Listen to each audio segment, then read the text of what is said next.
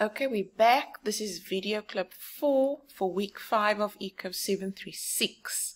So this was the last slide that we looked at, and we were just comparing redistributive interventions versus per capita redistributive interventions. So when your concentration curve lies above the line of equality, it is per capita redistributive. If it does not lie above the line of equality, but it lies above your Lorenz curve, it is redistributive but weakly so. So the benefit that the poorest 20% of the population derive from these subsidies, cumulatively it's less than their share of the population. And so these type of interventions tend to favor the rich more than the poor. What we want are interventions that are targeted at the most vulnerable and the poorest, and that will ensure that it's per capita redistributive. Now, I mentioned before, you don't necessarily have to know how to calculate the concentration coefficient, even though it's relatively easy, but you do need to be able to interpret the coefficients. So, ideally, we want our concentration coefficient to be as negative as possible.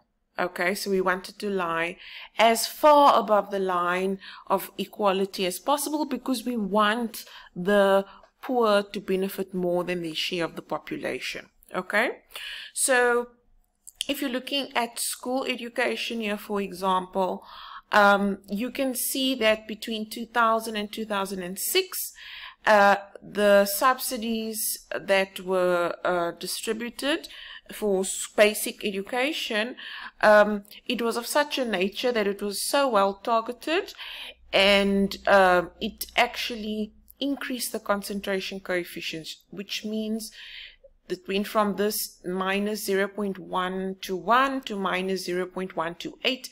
It became more per capita redistributive. Okay, but if you look at tertiary education, for example, the opposite happened. Okay, first of all, it's a positive coefficient, so this lies beneath the line of equality, so it's not per capita redistributive.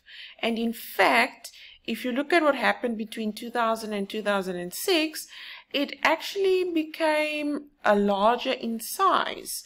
It went from 0.499 to 0.579.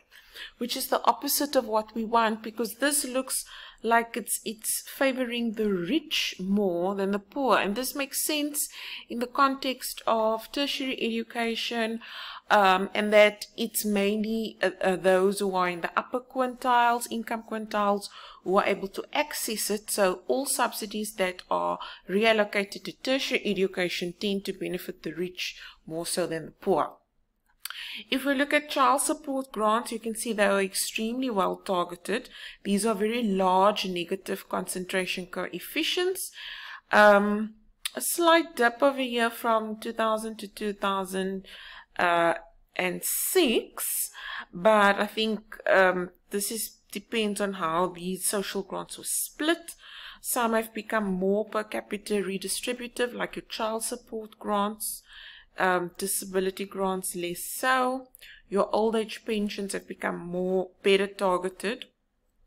If we look at health overall, your public clinics, primary health care is more per capita redistributive than public hospitals, because you still have some of your upper quintiles who are benefiting from this public spending. Housing, it's a positive concentration coefficient. This is not targeted at the poor. This is not per capita redistributive. It has decreased in size, so it's moving in the right direction. But if you really wanted this to be targeted at the poorest of the poor, we would be aiming for a negative concentration coefficient. But overall, if you look at all public spending, it has become more per capita redistributive, and that is a sign that it's relatively well targeted at the poor. Okay, so if we look at this graph, looking at Lorenz curve and social transfer concentration curve for South Africa in 1995, you can clearly see that our social transfers are relatively well targeted at the poor, and we do have a lecture dedicated to social transfers and subsidies and targeting. So we'll come back to this again at a later stage. And this is our household income, primary income, before there's any kind of intervention in the South African society. So let's look at the next graph, concentration curves of all social services. So this is your total income.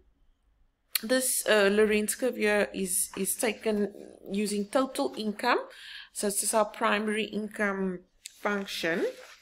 And this line above here, that's the concentration curve for all services in 2006. So you can see, if we look at all social services, it was per capita redistributive. It lay above that line of equality.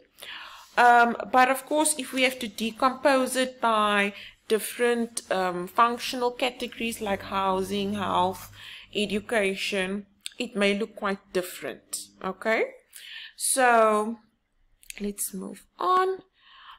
If we look at all social grants, these are extremely well targeted, and that's because of the means testing, the way in which it's administered. It's very specific in who it targets. When we look at, for example, tertiary education is not at all. It's redistributive, but it's so far from the line of equality, and it's far from going over. So who benefits more from tertiary education are the rich, okay? If you look, however, at basic education, where's basic education?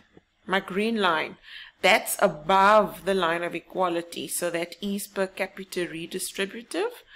Housing, okay, this concentration curve, it's below the line, up until just here over about 60% cumulative population, and then it goes over the line, and here it becomes per capita redistributive, and health also seems to be per capita redistributive. You can do the same type of analysis, but doing it as a trend analysis, where you look at whether social spending is becoming better targeted over time. And here you're looking at 1995, 2000 and 2006, and clearly you can see that South African government spending on social services have become better targeted over time, specifically targeted towards the poor. And once again, this is something that you've seen before. We just compare the Ginis and the Gini coefficients and concentration coefficients. So these coefficients here are basically mapped out according to the graph that we just looked at. And you can basically see that the net effect over here at the bottom on the Gini coefficient of government intervention through social spending and taxation, okay, so that is your income without grants minus your income with grants and taxes, which is your secondary income, and this shows you the net effect of that fiscal process. And if you look at it over time, you can see that South Africa has been doing quite a lot.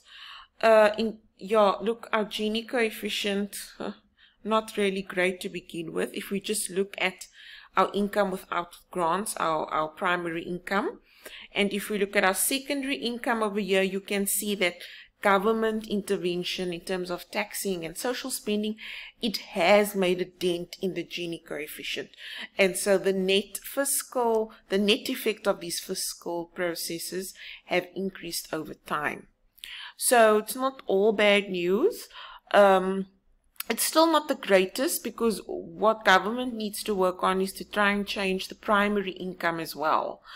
And we know primary income is the way it is because of the structural nature of our economy, and it will take much longer to address that, but government has a role to play there in creating an environment that is conducive to changing those elements. But using the tools at its disposal, like taxation and government spending, specifically social spending, they can make a difference on secondary income. And you can clearly see that the Gini of 0.470 in 2016 looks much better than our Gini of primary income. So if government were not to get involved, things would be even worse than it is. Yes, they can do better, but they are having some positive impacts. So we will discuss this a bit more on Thursday, and very soon I will release your practicals, which will look at applied questions based on this week's lecture and last week's lecture. Until Thursday, goodbye.